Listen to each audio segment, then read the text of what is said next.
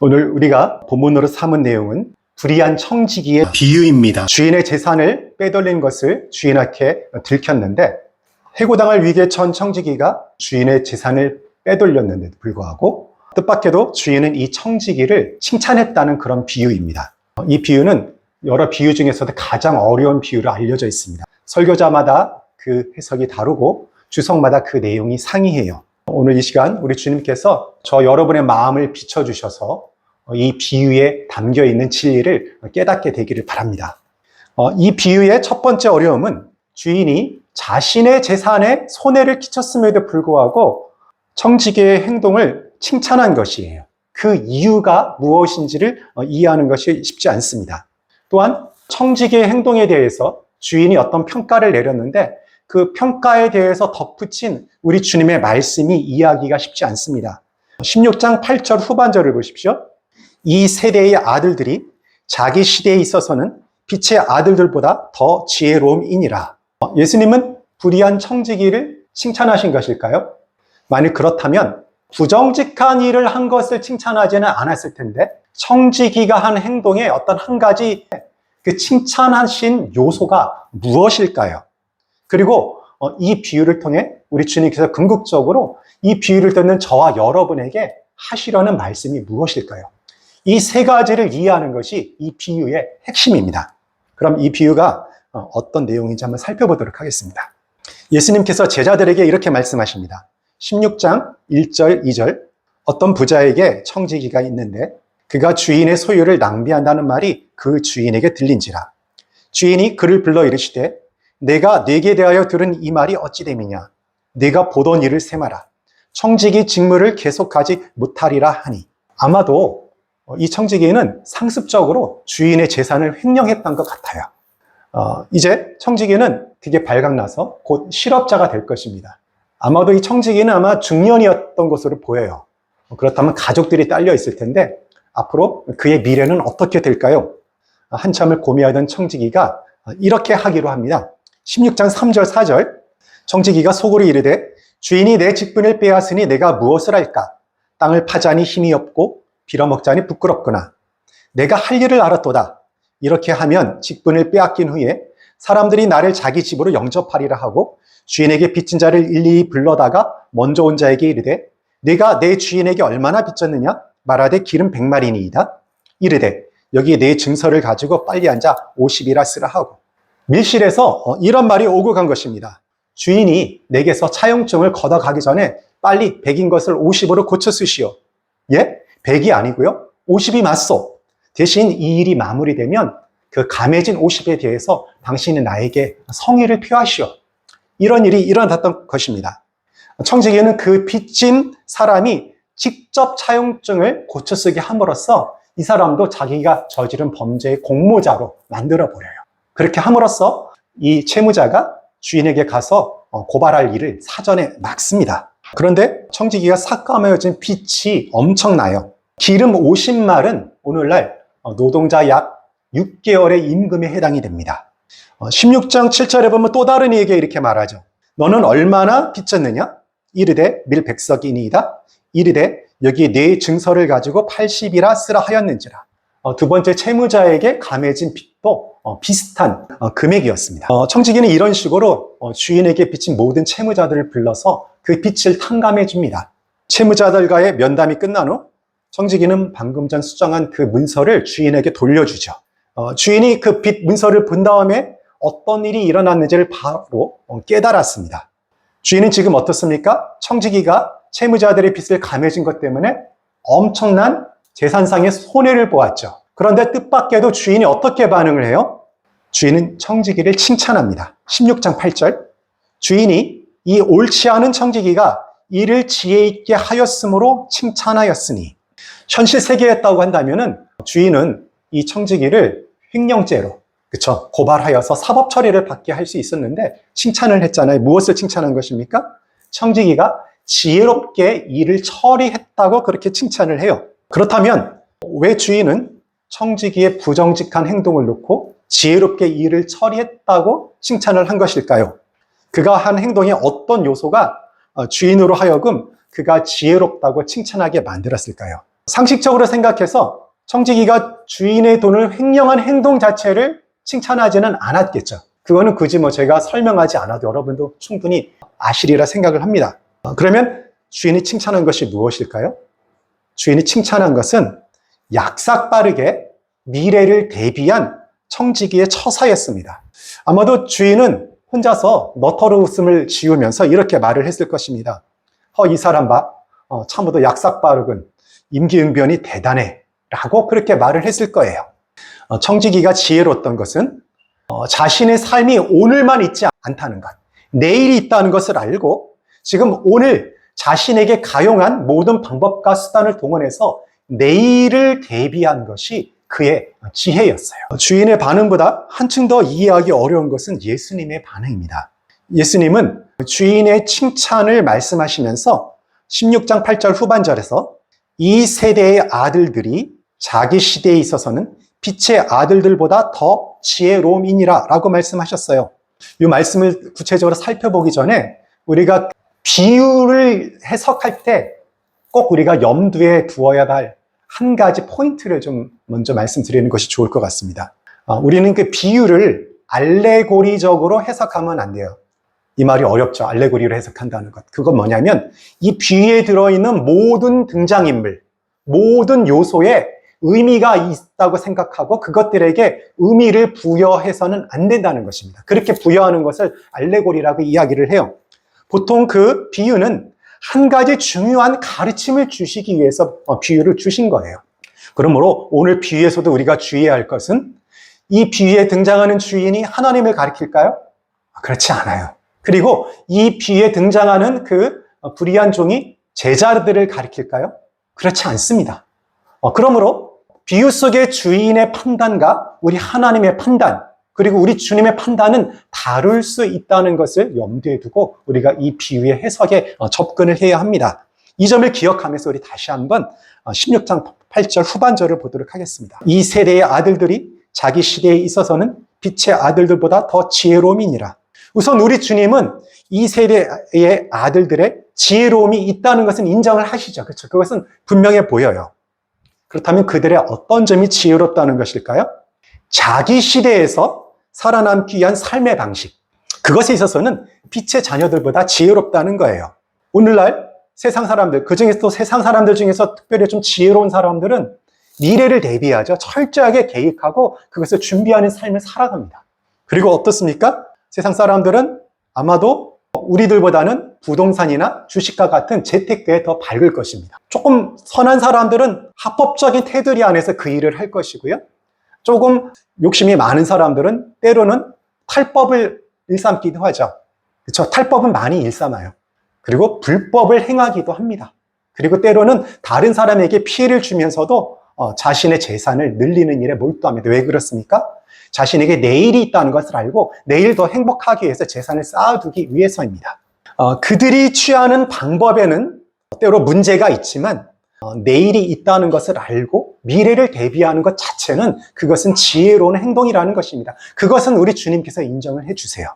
그러나 이 주님의 말씀에는 겉으로 드러나지는 않지만 이 세대의 아들들의 지혜에 대한 한계를 우리 주님께서 지적을 하고 계세요. 내포되어 있어요. 그게 자기 시대라는 그런 표현 속에 단서가 들어가 있습니다. 자기 시대가 무엇입니까? 또 다른 시대가 있다는 것을 전제로 하는 거잖아요. 우리 이 앞뒤 본문의 맥락을 보게 되면 이 다른 시대는 종말을 말합니다. 최후의 심판이 있는 그 시기를 가리킵니다. 이 세대의 아들들은 어떻습니까? 미래를 대비하기 위하여 재물을 모으고 그 재물을 활용하죠. 그런데 이들이 미래를 대비하기 위해 모으는 그 재물에는 유효 기간이 있습니다. 재물 자체에 유효 기간이 있는 것이 아니라 이 사람들이 그 재물을 사용할 수 있는 기간의 유효 기간이 있는 것이죠.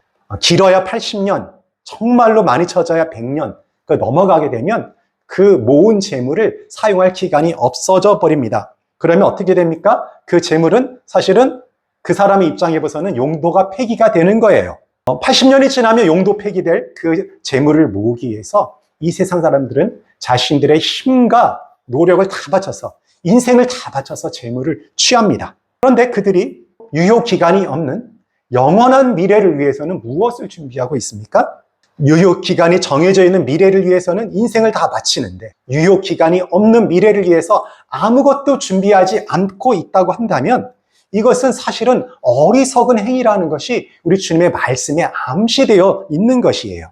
이들이 이 세상의 일에 아무리 지혜로워도 이 세상의 시대만 대비하고 영원한 미래를 대비하지 않는다고 한다면 그들의 지혜에는 명확한 한계가 있다는 것이 우리 주님의 말씀에 내포되어 있는 것입니다. 예수님이 이 세대의 아들들의 지혜에 대해서 말을 하죠. 그렇지만 이 비유의 주된 대상은 이 세대의 아들들이 아니에요. 누구죠? 16장 1절 전반절 보시게 되면요. 또한 제자들에게 이르시되라고 되어 있죠. 제자들에게, 빛의 자녀들에게 이 비유가 주어진 것입니다. 그러므로 이 비유에는 빛의 자녀들인 저와 여러분을 향한 우리 주님의 뜻이 담겨 있습니다. 한 가지 위로의 말씀이 있고 한 가지 교훈의 말씀이 있어요. 먼저 우리 주님께서 저와 여러분에게 이 비유를 통해서 어떤 위로를 주십니까? 저는 세상 일에 상대적으로 밟지 못한 우리 믿는 사람들에게 우리 주님이 어떤 위로를 주실까에 대해서 제가 한번 생각을 해봤어요. 혹시 세상 일에 영리하지 못하다고, 재테크에 좀 둔하다고 너무 염려할 필요는 없어. 물론 세상 일에 밝은 것이 잘못은 아니란다. 그러나 그건 세상 사람들이 생각하는 것처럼 온 인생을 바칠 만큼 중요한 일은 아니란다. 물론 재물이 많으면, 그리고 재물을 잘 사용하면 미래를 즐겁게 보낼 수 있지. 그렇지만 재물에는 유효기간이 있지 않니? 80년이면 용도 폐기된단다. 그런데 너희에게는 영원한 미래가 보장되어 있지 않니? 미래를 대비한 청지기가 지혜로운 건 사실이야. 그렇지만 세상적 지혜가 아무리 뛰어나도 영원한 미래를 대비하지 못한다면 아무 소용이 없단다. 너희에게는 영원한 미래가 있으니 세상의 지혜가 좀 부족하다고 하더라도 너무 낙담할 필요가 없단다. 아마 주님께서 이런 말씀을 해주실 거라고 저는 생각을 해요. 여러분은 영원한 미래를 대비하지 못하고 죽은 엄청난 부자가 영원한 생명을 약속받은 거지보다 더 복되다고 생각하십니까? 누가 더 복되다고 생각을 하세요? 그렇죠. 생명을 보장받은 거지가 더 복되죠. 그것이 바로 18장 이 뒷부분에 나오는 부자와 나사로의 비유의 내용이에요. 이 말씀을 여러분이 믿으신다고 한다면 우리에게 허용된 재산과 재능이 혹시 많지 않더라도 우리가 불안해하지 않고 여유를 갖고 살 수 있지 않겠습니까? 우리 주님께서는 이렇게 오늘 비유를 통해 우리를 위로하세요. 그러나 그것이 전부가 아닙니다. 우리 한 걸음 더 나아가셔서 세상 이치에 밝은 영악한 이 세대의 아들들보다 재물에 대해서 더 지혜로울 수 있는 길을 가르쳐 주세요. 세상의 아들들이 이 재물에 있어서 지혜롭잖아요. 근데 우리 믿는 빛의 자녀들이 그 재물에 대해서 그들보다 더 지혜로울 수 있는 길을 알려주십니다. 16장 9절을 보십시오. 함께 읽겠습니다. 내가 너희에게 말하노니 불의의 재물로 친구를 사기라. 그리하면 그 재물이 없어질 때에 그들이 너희를 영조할 처소로 범접하리라. 불의의 재물의 의미가 무엇일까요? 불의의 재물은 그 원어 성경을 직역하면 불의의 만몬이라고 되어 있어요. 만몬. 만몬은 상당히 부정적인 어떤 의미를 담고 있는 단어죠. 그렇죠? 그렇다고 불의의 재물이 오늘 본문에서 나온 청지기가 횡령한 재물처럼 불법적인 방법을 통해 획득한 재물을 가리키지는 않아요. 왜냐하면 이 구절에서는 빛의 자녀들에게도 이 불의의 재물이 허용된다는 것을 우리 주님께서 전제로 하고 있기 때문입니다. 불의의 재물은 아마도 재물이 지니는 일반적인 속성, 일반적인 특성을 가리키는 것으로 이해해야 할 것 같습니다. 이 불의한 재물은 이 불의한 세상에 속해 있잖아요. 그러다 보니까 어떡해요? 불의한 재물을 오래 갖고 있고 많이 쌓다 보면 그것을 갖고 있는 사람이 부패해지기가 쉽습니다. 여러분, 세상에서도 뉴스를 통하여 또 주변의 사람들을 통하여 갑자기 벼락부자가 된 사람이 변해가지고 때로는 가정이 깨지고 삶이 파탄나는 그런 이야기 흔히 듣지 않습니까? 자신이 감당할 수 없는 재물이 많아지게 되면 그 재물이 그 사람에게 참으로 좋지 않은 영향을 줄 수 있다는 것을 우리가 알 수가 있어요. 이처럼 재물은 자신을 위해 쌓기만 하게 되면 부패하여 냄새가 나기 마련입니다. 아까 말씀드렸던 부자와 나사로 비유에서도 잘 나타나 있는 그런 사실입니다. 누가복음 12장 33절은 불의의 재물과 대조되는 진정한 재물이 무엇인지를 말해 줌으로써 불의한 재물이 무엇을 가리키는지 우리에게 시사를 해줘요. 누가복음 12장 33절을 제가 읽어드리겠습니다. 너희 소유를 팔아 구제하여 낡아지지 아니하는 배낭을 만들라. 곧 하늘에 든 바 다함이 없는 보물이니 거기는 도둑도 가까이 하는 일이 없고 좀도 먹는 일이 없느니라. 낡아지지 아니하는 배낭, 하늘에 든 바 다함이 없는 보물이 진정한 재물이라고 그렇게 말씀하고 있어요. 그것을 구제하는 행위를 통해서 쌓을 수 있다라고 그렇게 말을 하고 있습니다. 그렇다고 한다면 불의한 재물은 무엇입니까? 유효기간이 있는, 그리고 사람을 타락하게 하는 그런 속성이 있는 이 세상의 재물을 가리키는 것을 우리가 알 수가 있습니다.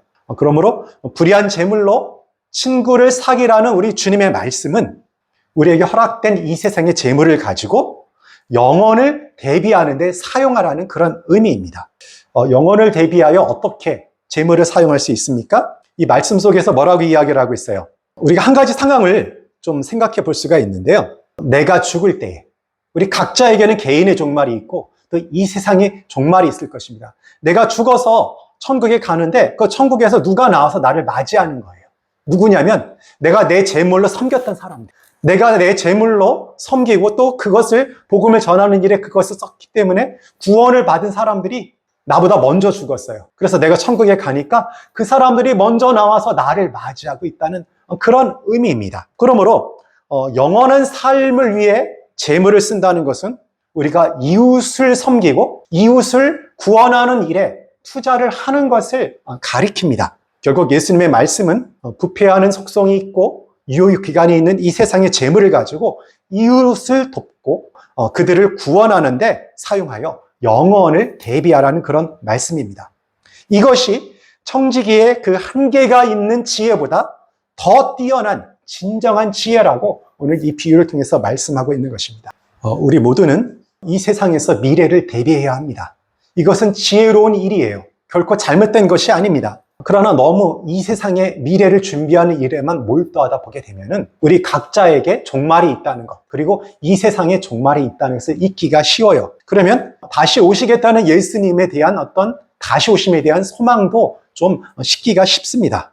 물론 예수님을 주와 그리스도로 고백하는 저와 여러분은 우리 주님이 다시 올 때 혹시 그 주님의 재림에 대한 소망이 좀 적어졌다고 해서 구원을 받는 문제하고는 큰 상관이 없을 거예요. 다 구원을 받을 것입니다. 그러나 우리 주님께서는 우리가 이 세상에서 어떻게 살았는지에 대해서 평가하시겠다고 말씀을 하셨어요. 여러분, 어떤 사람이 누군가를 인정해주고 누군가를 칭찬하는 것, 그것도 내가 정말로 좋아하는 사람, 내가 인정하는 사람이 나를 인정해주고 칭찬받을 때 그것이 얼마나 큰 기쁨인지 모릅니다. 아마 그런 경험이 있을 거예요. 김춘수 시인의 그 꽃이라는 그 시도 보게 되면 어떻습니까? 아무도 알아주지 않는 누구에게 이름을 불러주니까 어떻게 돼요? 자기를 알아주고 이름을 불러주니까 그것이 의미를 갖게 되어서 무명인이었던 그 사람이 꽃이 되죠.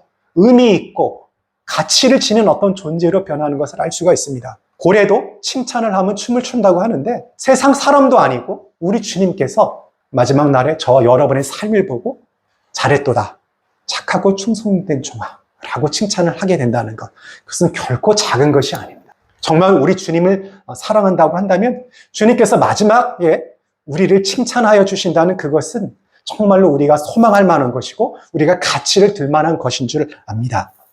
저는 우리 모두 더 모자이크 교회에 있는 우리 지체 한 사람 한 사람이 그 마지막 날에 우리 주님 앞에서 이런 칭찬을 받는 사람이 되었으면 좋겠습니다.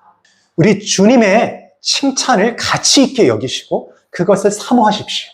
그리고 그 칭찬을 준비하는 일에 여러분의 삶을 들이십시오. 저는 담임 목사라서 여러분 모두에게 이 세상에서 살아갈 만한 충분한 재물이 주어지기를 진심으로 바랍니다. 그래서 순탄하고 복된 삶을 살기를 원해요. 저희 자녀가 그렇게 되기를 바라는 것처럼 여러분 한 사람 한 사람도 그렇게 되기를 바랍니다. 그러나 동시에 저는 확신합니다. 혹시라도 다른 사람들과 비교하여서 물질이 조금 부족하더라도 내 기대에 좀 미치지 못하더라도 저와 여러분은 모든 상황 속에서 주님 안에서 자족하고 만족할 수 있는 비결을 가지고 있습니다. 빌립보서 4장 12절 13절 말씀입니다. 나는 비천에 처할 줄도 알고 풍부에 처할 줄도 알아. 모든 일, 곧 배부름과 배고픔과 풍부와 궁핍에도 처할 줄 아는 일체의 비결을 배웠노라. 내게 능력 주시는 자 안에서 내가 모든 것을 할 수 있느니라. 바울의 이 고백이 여러분의 고백이 될 수 있음을 믿습니다. 세상 재테크에 서투르다고 너무 걱정하지 마십시오. 만일 재능을 주셔서 재테크에 밝다고 한다면 감사하십시오.